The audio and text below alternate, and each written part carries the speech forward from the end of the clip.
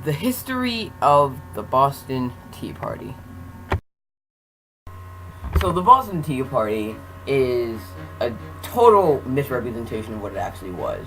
When Americans think of tea parties, we usually think of little kids drinking tea surrounded by dolls and such. But to the British and to the colonists, the Boston Tea Party was something way different.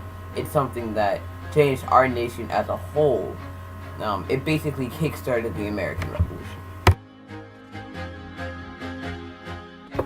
So, as you may know, after the French-Indian War, which was the war with the French and the Indians fighting the British and the colonists, the British were in major debt. Even though they had won the war, they spent so much on winning that war that they were in extreme debt. So they needed to figure out a way to do that. And they did it in a way that basically kickstarted a war against the British and the colonists. Now, the British solution to this problem was to tax the colonists of almost everything they had. They had different acts. The one that we're talking about is the Tea Act. They had acts such as the Quartering Act, the Townshend Act, etc.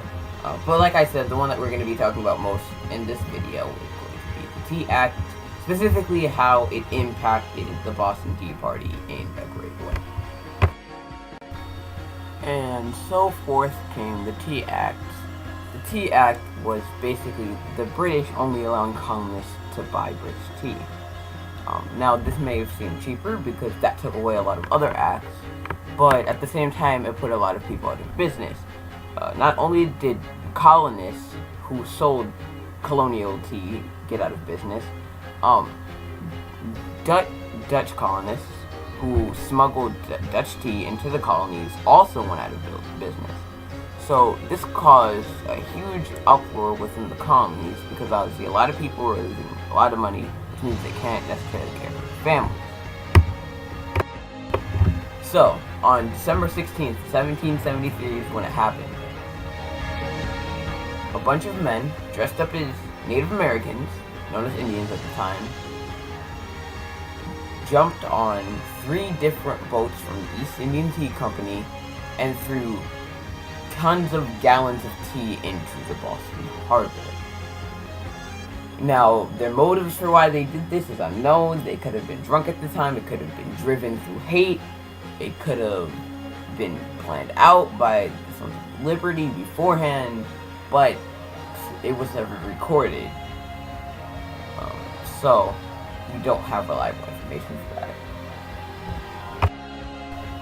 So I bet you're wondering, what exactly happened after the Boston Tea Party? Well, then came the Intolerable Acts. The Intolerable Acts was letting the British soldiers basically freeload off of anyone they wanted in the colonies. So they could go into some random home, say, I'm staying here, and the colonists couldn't do anything about that. Nothing they did was wrong during this time period. The British soldiers could have committed many crimes, but wouldn't be punished for it.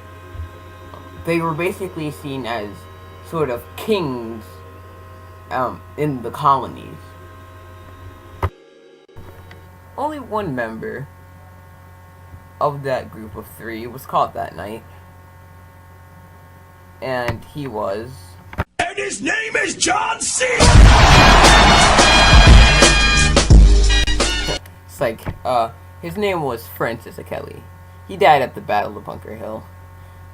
But you just got memed in a project video.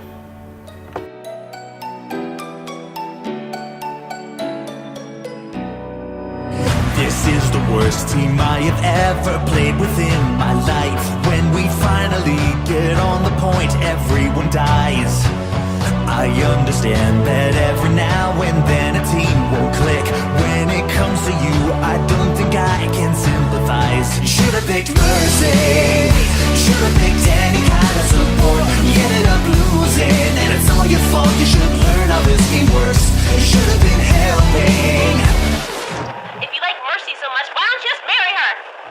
So you're the type that gets a mic and tries to lecture me.